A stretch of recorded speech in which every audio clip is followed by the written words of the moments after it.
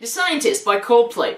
I have been meaning to get to them like for ages, and now I finally have. It is really about time.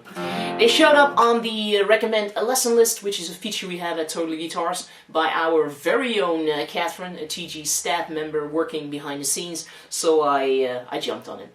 Lady, she said to me, anything by Coldplay is just fine, so I thought let's start out with The Scientist. Okay, now, there are a couple of things we're going to do in this lesson, as in look at it in 3 different keys. F, D, and G. So you can decide for yourself whichever one you prefer there, or what fits the range of your voice better. As for the key of F, this is actually how Chris Martin plays it himself, on the guitar that is. It's of course a very piano-driven song, so it's very rare, but I did find 2 videos in which he played it on the guitar. Indeed, key of F, but he does have a slightly different tuning. The 2 top strings need to be raised with a half step. So B becomes a C, E becomes an F. So when fretting an F major bar chord, you actually don't have to fret the 2 top strings. You can leave them open, like so.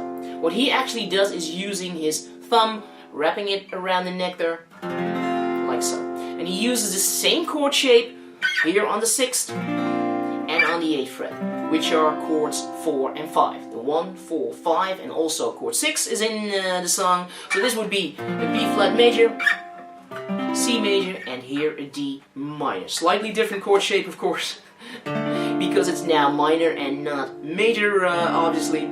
D minor 7 it is actually, where there are a couple of extra notes. I will talk about it a little in the lesson. So this will be the key of F. Strumming is actually really straightforward. Double time, 1 and 2 and a 3 and 4 and a 1 and 2 and 3 and 4 and a kinda like that. Keep it random, keep it going.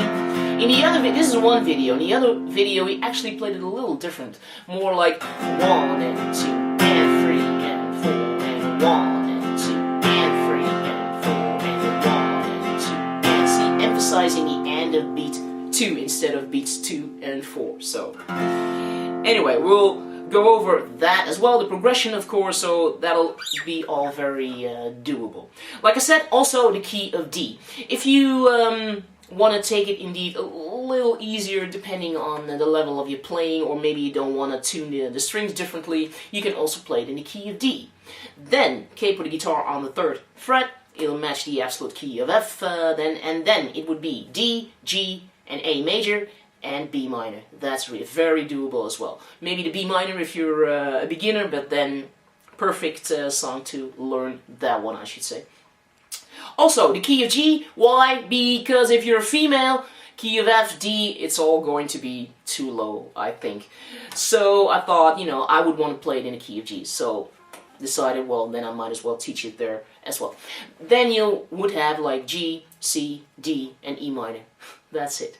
There are a couple of things you can do with those chords to make them a little bit more colorful, give it a little bit more flavor, which is something that Chris Martin very much tends to do. I want to play it now, but I'm not in the right tuning for it. So you gotta check the lesson for sure. Then I will show you everything that I've talked about in here.